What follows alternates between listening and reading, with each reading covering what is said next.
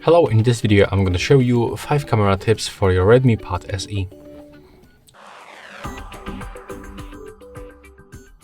And first we are able to use the volume buttons. They are located right here, and when you click on the volume up or down you can take the photo after 2 seconds delay. You can also click and hold this button to record short video. Next, you are able to adjust brightness level by tapping on the screen and then moving this sun icon up and down. You can also do this automatically. And when you click right here on this arrow, you can simply turn on or off the grid lines. You are also able to go to the settings where you can find other options.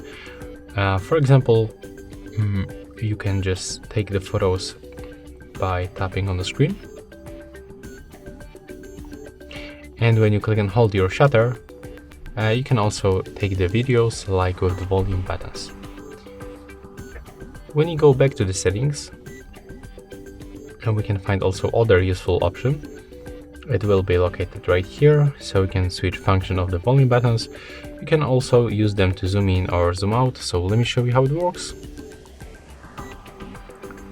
You can zoom into the 5 times and you can zoom out with your volume down button.